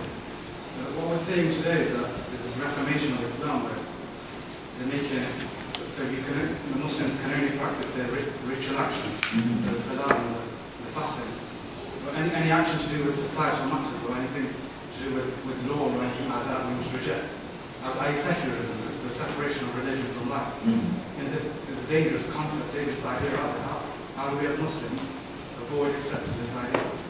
Very good question, and so the idea of, do we have a responsibility to reforming society and politics and the Khilafah and the Islamic State and Sharia? Absolutely. But not without the guidance of Islam. And I'll tell you what I mean by that. Some of you, and many of you perhaps, will have seen a recent video. It's just a small example of some very well-meaning, very equally misguided young boys in East London who decided that they're going to make a certain part of the old Whitechapel Road an Islamic State. Any of you seen that? Yes. Right, and at about 2 or 3 a.m. in the morning, told any non-Muslims who were walking down the road, not dressed appropriately, girls in skirts and guys with maybe cans of lager in their hand, that they mustn't go any further, they couldn't pass because now this was an Islamic law. Now clearly that's not Islamic law. And clearly that's insanity. Islamic law is the Sharia. That's not an application of Sharia because the Sharia teaches that, 12 centuries of history is testament to this, that Islam was prohibited from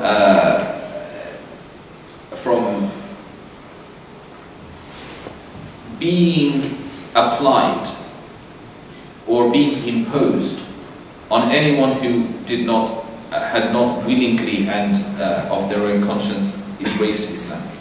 So whilst drinking alcohol is forbidden in Islam, whilst eating pork is haram in Islam, throughout Islamic history in Muslim lands, Christians and Jews were allowed to continue brewing their alcohol and rearing their swine, pig farms, and people were able to keep doing this because Islam and our fiqh text, our legal text, the text of Sharia was very clear about this, that we will not prohibit anyone from the people of the book or from non-Muslim traditions from practicing according to their faith or their tradition that which they did before, until it becomes a social evil. So for example, if someone says, well, we're allowed to rob people, you can't rob people because that's now a social issue.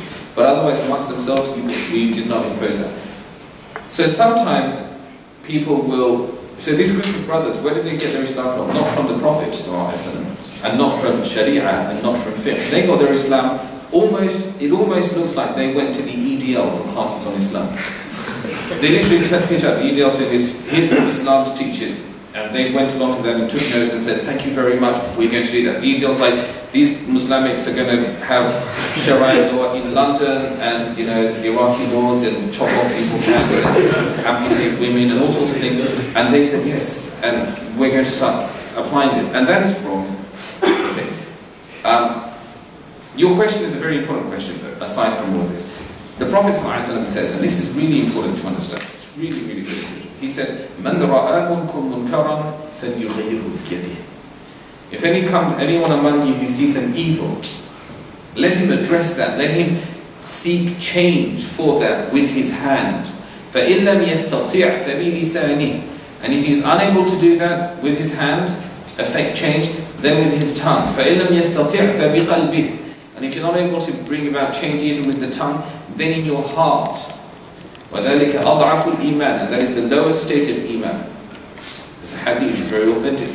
Now, what on earth is that saying? So if I see someone doing a bad thing, should I go up to them and physically try to apprehend them and stop them from doing something bad? And who even judges? Because there are people in Afghanistan, and it's happening now, really is. It's been happening for some time, where people are stopped. Somewhere else as well, I recently met a chap who told me that it was happening in their country, where people are stopped, and anyone who doesn't have what's considered an acceptable beard, right, it's not long enough, then they're punished for that. Where women, there's no interpretation of Sharia and ikhtilaf, and you know what, women, do they have to wear the niqab or not, you know, dress in the veil and not adopt the veil?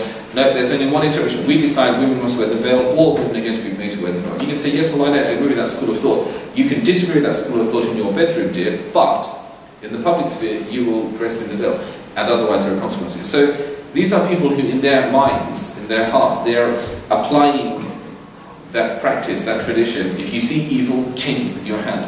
Muslims were never so shallow. Muslims recognized the need for, number one, priority, and number two, that there is a whole domain in which we are religiously obliged to allow people to practice according to their conscience, which we can't interfere with.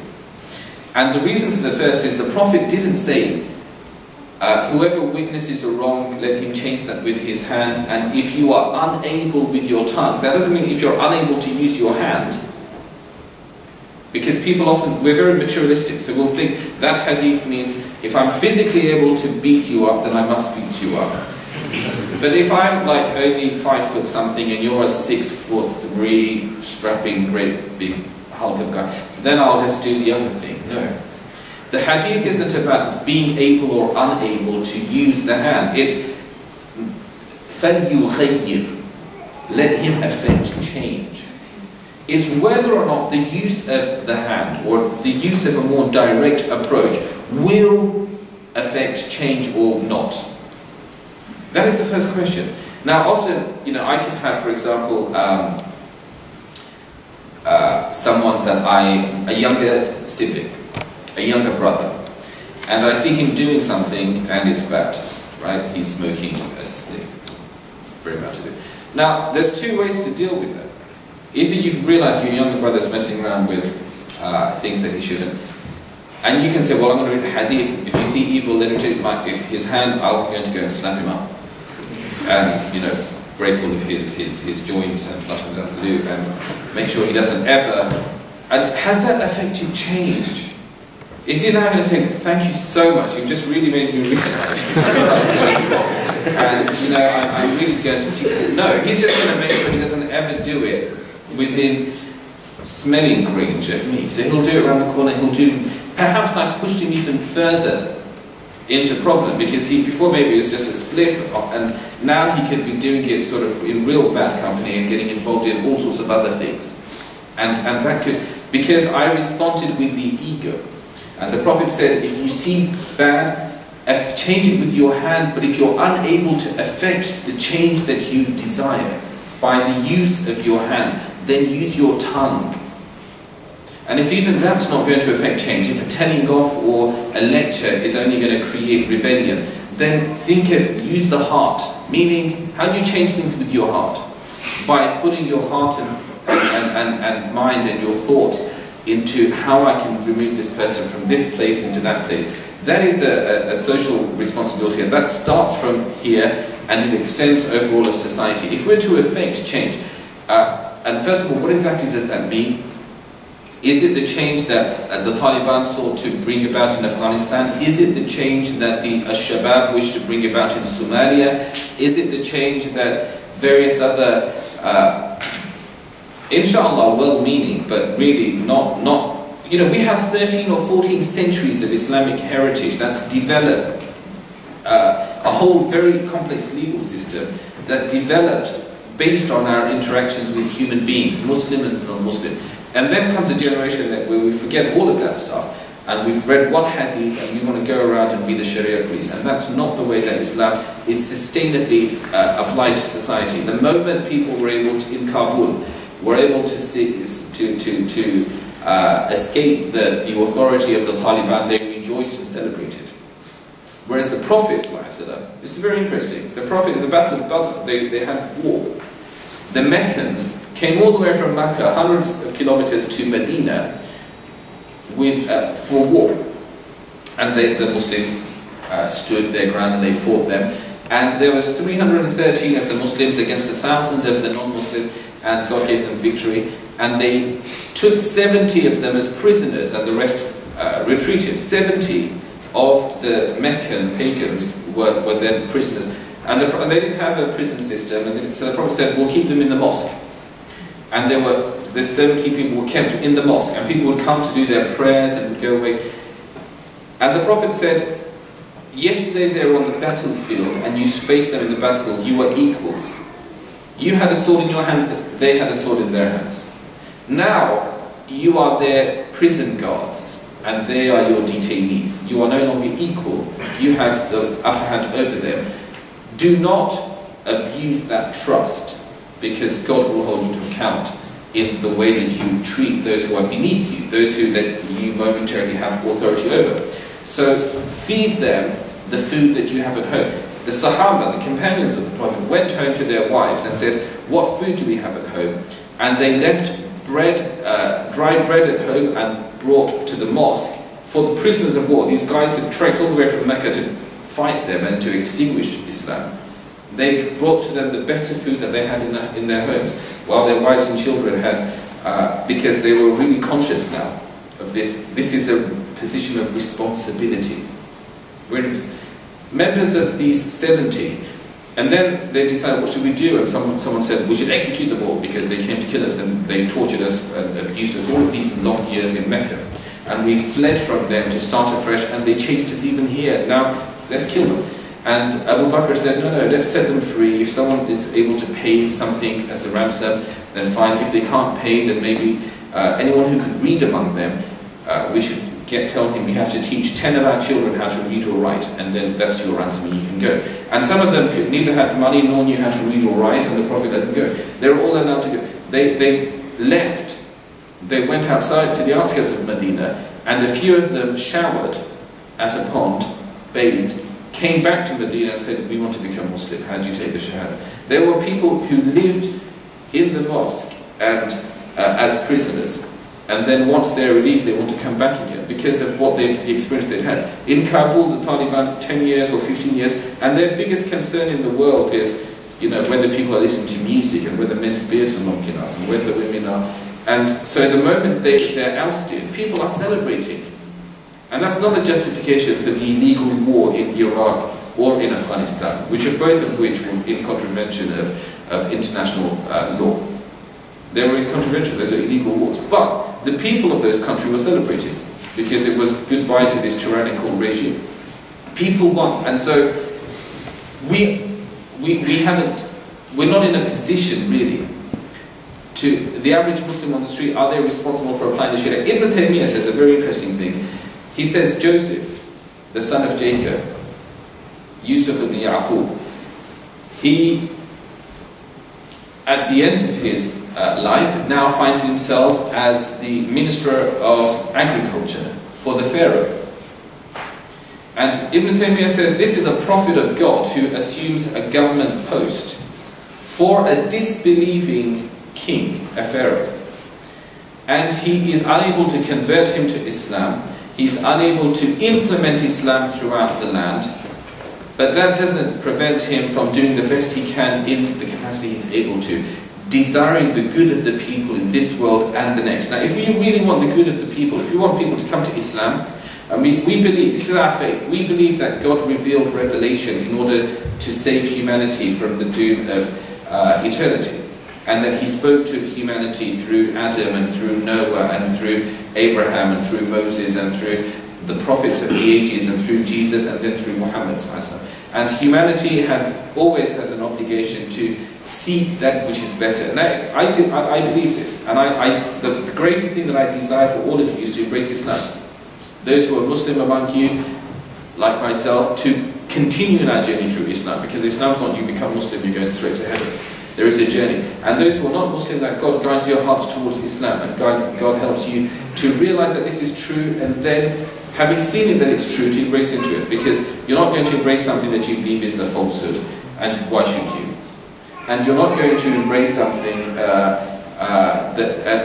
if you, because there are people who do embrace Islam sometimes to marry a guy, or sometimes for whatever other reason. So no, that its truth become apparent to you, and then you do. And that's the best of this world and the next. The Prophet said, none of you believes till he loves for his brother what he loves for himself.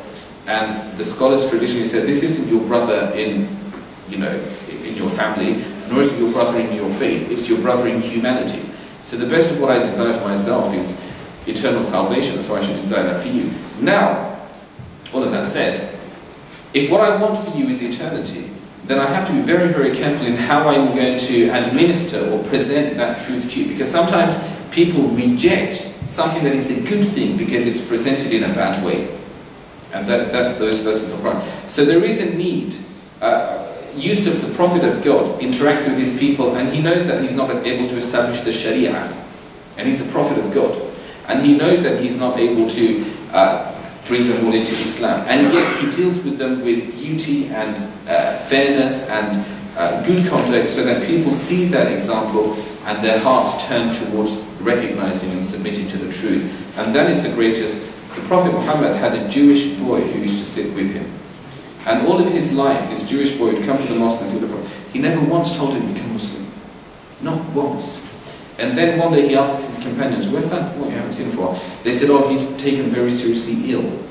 We hear that he may be nearing his end. And he's only a young boy. The Prophet leaves the mosque immediately, goes to his home, knocks on his door. And his father asks, he says, may I come in? And his father says, yes. Now that tells us that something very special had already happened. You don't let into your home to sit at your dying son's bedside any stranger off the street.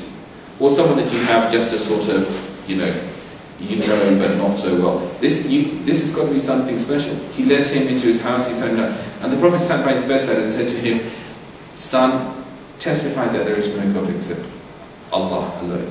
Allah, the Arabs, the Jews and the Christians of Arabia refer to God as Allah. It simply means the God. Jesus, Elai, Elai, lama sabaqtani, Elai, Allah, Elohim. So he says, testify that there is no God except God alone, and that I am his messenger. And this will be your salvation with God.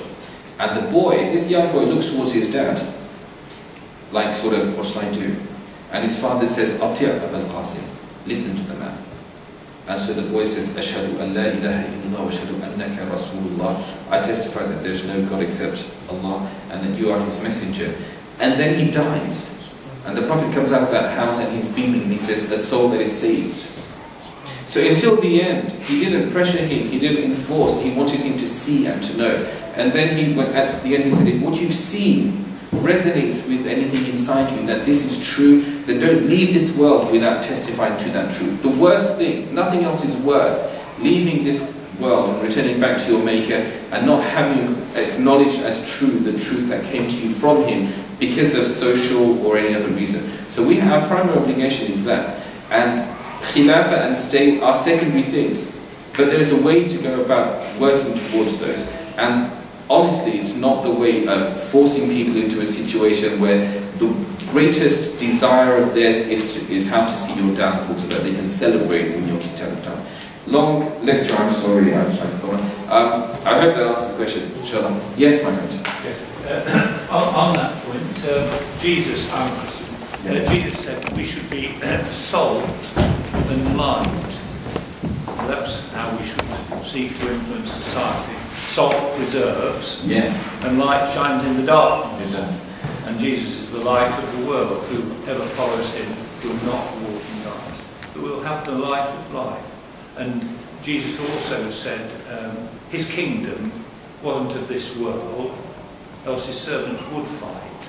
And we're told elsewhere in the New Testament that the weapons of our warfare, they're not physical weapons, they're spiritual. Wherever Christianity, for instance, has truly advanced, it's been through this and the preaching of the wonderful gospel of our Lord Jesus Christ. Thank you very much.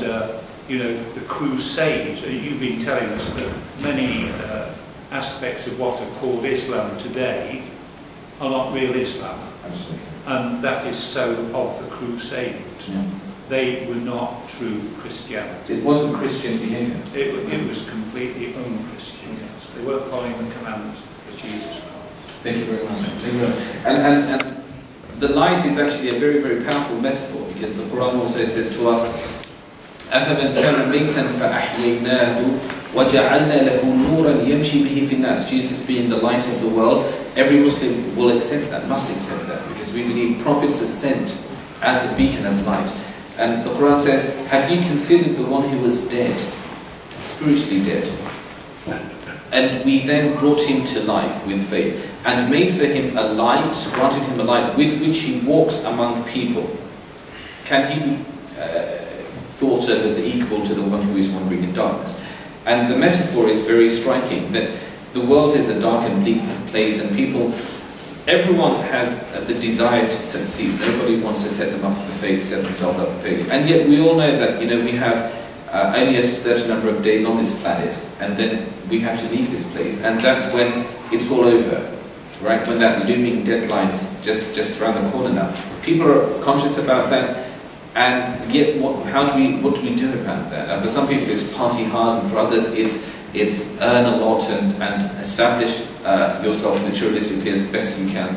And God says we bring some people to life with a light, and they walk with that light in the dark, bleak world, and others see that and start flocking around them. So the salt and light is a very powerful metaphor, and people of faith would really do well to think more about the spirit of the deen.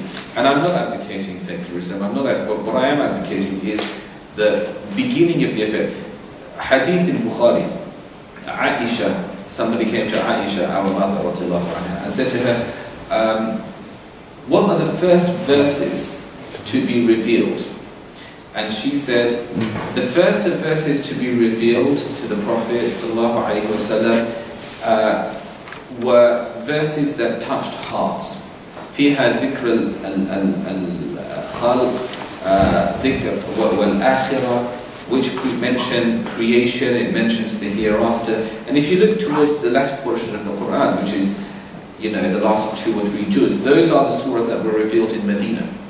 And all of those are talking about, and she says, if the very first of things that had been revealed to Muhammad had been, don't drink, don't commit adultery, people would have said, Wallahi la nada'u al-khamra abadan, wa la nada'u al-zina abada. We're not going to give up drinking and adultery.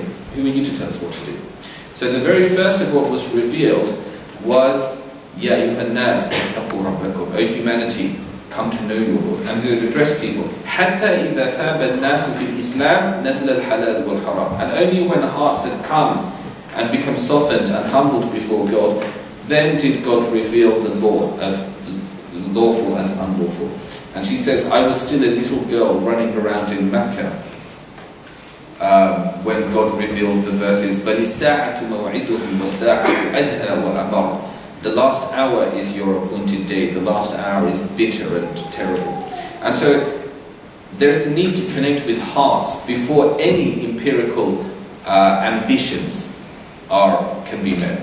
I hope that that's clear. Muslims, you see, we did have a physical, empirical state as well as an otherworldly one. But that came in a very particular process. And Muslims now want to do things backwards. because we've gone through European colonialism, and we've been through empire and the Raj, British Raj, and all of these type of things, and suddenly everything's in disarray. And now Muslims want to pick up quickly from the last thing we had, which was a state. But the state was the culmination of a certain process and efforts, and we can't forget that. Sorry, did you have a question? No, you did. Yeah. This is the last question. Sorry, do I have, I'm just going to ask, because I don't know if we've had any women. Do any of the women have a question? No? Good. So we have 3 here. Can I really quickly just ask you just to state the questions, and I'll see if I can answer all 3 of them together. Yeah, just to add on, in a sense, what you said, a bit of a comment at the same time, Okay. in regards to, the human nature, because Islam, it's a comprehensive way of life, not just, doesn't deal with the spiritual matters, and Islam, it doesn't actually suppress the desires as such, because it's from the Creator, That's right. who is the designer of humankind.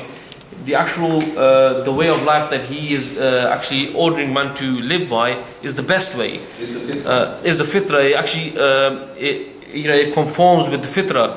And in regards to the desires that we have, if you look at the desires in society, the whims and desires, they need sort of regulating, because if not, then you'd have chaos. And if we look in, for example, today in the West and even in the Muslim world today, because that sort of system isn't there to regulate man in the correct manner, then we see all sorts of ills in society that's happening. And unfortunately today we don't have that example. Like you said, the examples that we're given are the bad examples, like for example Al-Shabaab or Taliban, who really give a bad name in regards to what Sharia is. It's not just about stoning women, it's not just about chopping hands of thief and so on. But I just want to say the fact that what you just mentioned in regards to it's the end process, people want to go to a state. You're correct there, because the people obviously they declined over time, and you need to revive the people. But in regards to our efforts, what sort of efforts should we take to revive the Muslims to be able to get themselves back up, then show the non-Muslims true Islam, which they're not seeing today? I think that's the priority. That is absolutely, and I completely. We are terrible salesmen for a religion that we don't practice ourselves, and then we want the whole world to see the light and come to Islam. Ibn Taymiyyah said in the 9th, 8th century, he said a lot of Christians will shun Islam, and what they're disavowing isn't Islam, but it's everything awful and horrible that we would reject if it were presented to us, because that's what they believe Islam is. And then he said, and there are other Christians who say to Muslims, Islam was spread by the sword, and Muslims say, we'll fight you for that. And he says, يَحْتَجُونَ عَلَيْهِمْ بِنَفْسِ مَا دَّعَتْ عَلَيْهِمْ النَّصَارَى. You're validating the very the grievances or the qualms or the concerns of your interlocutor. So it's a really important thing that we have to aslim taslam. Allah says enter into submission fully. We have to enter into that ourselves. It is a process, and in the process of doing that, we have to hope that our brothers and sisters from the Christian, the Jewish, and whatever other way we like to identify ourselves, our brothers and sisters in humanity, will be able to see something of the truth of Islam. We're a people who were meant to be. This is important. We're a people who are meant to, whenever we go, the first thing that Khadija says to Muhammad when he receives revelation isn't, no, God won't forsake you because you establish the law and you chop off people's hands when they steal and you whip people when they get up to no good. She says, how can God forsake you? You help the poor. And anyone struggling with a load, you carry his load. And the orphan child, you assist the orphan child. Social interaction. Where are the Muslims who are tackling poverty on a local level? Where are Muslims who are looking after the homeless in our towns and cities? We didn't distinguish, Muhammad didn't distinguish between the Muslim and the non-Muslim of Mecca. He would help those who were needy, and he taught that to his community. Why are we bothered by the fact the Prophet said, anyone who goes to bed at night with his belly filled while his neighbour goes to bed hungry is not a monk, is not of me. Is not of me. If you go to bed with a full belly and your neighbour's hungry. What about the homeless guy You see, and just because he's a different skin color or ethnicity or a different religion to you, he's still your brother and sister in humanity. So really, before we're talking about how we're going to implement Sharia, let's think about how we're going to become Muslim properly. Before we're worried about how we're going to, we want the flag to, the Shahada to fly from 10 Downing Street, and we want the Queen to put on a hijab, we need to think about why aren't I sorting out the problems here? Why is there still drugs on the streets of Loughborough or at Leicester? Why are there still poverty? Why are there still, children who are going to care homes and there's no one to look after them? Why are these issues not being... This is our immediate responsibility. God will ask us about that much more than he will about whether or not whipping was being administered as a punishment for social lewdness. I'm sorry guys, I'm going to quickly go. Did you have a comment or a question? No? Yes, I have to talk. I 100% agree with you that change comes through using the intellectual proofs and obviously the textual proofs as well. I think the problem arises, which the Christian chap who asked the question, is that we've got verses of the Quran which talk about Isa Islam, where Allah says that he's not the son of God. But there's people who tend to put Islam on the same level as other religions, where Muslims said that Islam is superior, its superiority cannot be surpassed. But I understand this is Islamic Awareness Week and we don't want to drive people away by quoting certain radical verses or whatever. But because... We didn't consider any of the verses to be radical.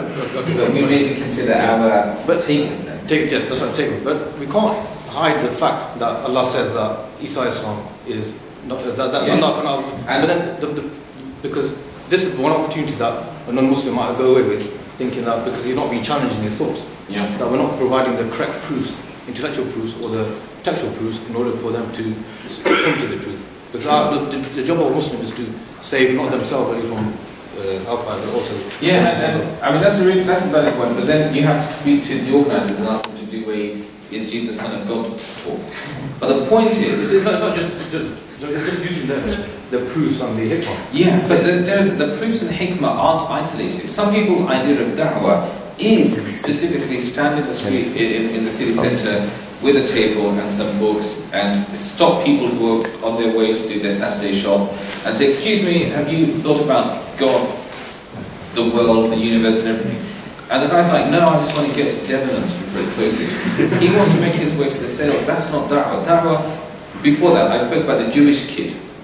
Did the Prophet of God not care about a Jewish boy? All of that time, he's not sitting there deconstructing Judaism and theologically proving Islam. All of that time, was he not doing da'wah and he's God's messenger? دَاعِيًا إِلَى اللَّهِ بِإِذْنِهِ. God says, you are one who calls to God by his permission. And he has this Jewish boy sitting with him day in and day out.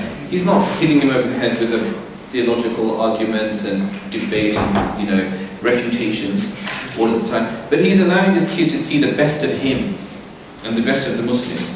Until when the time is right, he says to him, you've recognized this is true, will you embrace it? And the kid does. And he's pleased that the soul is saved. So the point is, da'wah is important. Christianity, yeah, Islam is very, very clear. Jesus is not the Son of God. Islam says they have blasphemed those that say Jesus is the Son of God, when Jesus himself said, O children of Israel, worship God, my Lord and your Lord. So, and yet, at the same time as that, the Quran says, when it first, the very first verses of jihad are revealed to the Prophet ﷺ, stating, permission is granted to those who have been fought because they were oppressed, because they were wronged. Permission granted to take up arms and defend yourself. This is 13 years after having had to suffer oppression and aggression and brutality. They're finally told after 13 years, many of them have been killed in this time. Sumayya and her husband Yasir and her son Ammar and many others are tortured and killed at this time. And Allah says, permission is granted to take up arms. For a long time you've been aggressive. And then God says, وَلَوْلَا دَفْعُ اللَّهِ النَّاسِ بَعْضَهُمْ بِبَعْضٍ. For if it had not been God's way to use some people to repel the aggression of others, لَهُدِّمَتْ صَوَامِعُ وَبِيَعُ وَصَلَوَاتٌ وَمَسَاجِدٌ. How many monastery, synagogue, church and mosque would be ruined, would be destroyed? يذكر فيها اسم الله كثيرا, in all of which the name of God is taken much. The same Quran that tells us Jesus is not the Son of God, and anyone that says Jesus is the Son of God is committed an act of blasphemy. In fact, it goes on to say, وَقَالْ اتَّخَذَ اللَّهُ وَلَدًا لَقَدْ جِئْتُمْ شَيْئًا إِدًّا تَكَادُ السَّمَاوَاتُ يَتَفَطَّرْنَ مِنْهُ وَتَنشَقُّ الْأَرْضُ وَتَخِرُّ الْجِبَالُ هَدًّا أَنْ دَعَوْا لِلرَّحْمَنِ وَلَدًا. They say God, most gracious, has taken a son. This is a monstrosity that you allege. The heavens are ready to burst apart, and it's mentioned the earth to break open, the mountains to fall down in utter ruin, that they should claim a son for God Almighty. So it's very powerful language. And at the same time, the Quran says, you will fight. You've been permitted to take up the arms in order that churches, monasteries, synagogues, and mosques are defended, and so that God's name can be taken away from. So it's a really very, very fine balance. We theologically we're very clear on our position, but then we're given jihad, Allah says, in order to defend monasteries and synagogues.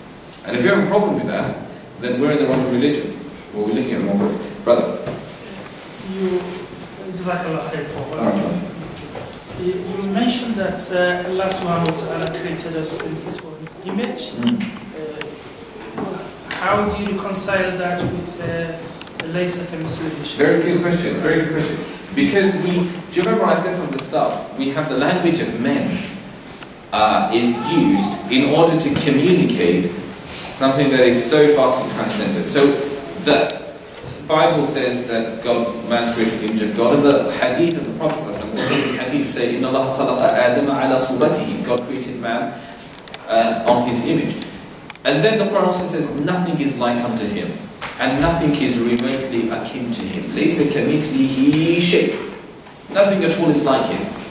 And that very verse ends, وَهُوَ السَّمِيعُ الْبَصِيرُ, and he is hearing, seeing. And every one of you in this room is hearing, seeing. And God tells us, nothing is like him. And then he uses attributes which all of us can lay claim to. Had he said, nothing is like him, and he is the creator, and he is the sustainer, the Prophet would have said, yeah, none of us can pretend to be creators and sustainers. But to end that verse with, and he is hearing and seeing, is a part of the beauty of the Quran. What it's saying to us is, don't stop at the literal of words and think that that is the essence of their meaning. Their truth and reality transcends far beyond anything that words are capable of conveying, or at least words in their immediate sense. So God created man in his form does not mean that God looks like us, or that we look like God, or that he's made up of a head and limbs and a torso as we are. But that God created man and he granted him something that is godly in his image. And this is نَفَخَ فِيهِ مِنْ رُوحِهِ. He breathed into him of his spirit. So he granted him something that is godly. He gave him and he made him his Khalifa in the earth. The Khalifa is the vicegerent. Literally, the one who takes over in the absence of another. Khalif is khalf, to come behind. So, if he's made man to be his stand-in, then that clearly means that he has made man in some ways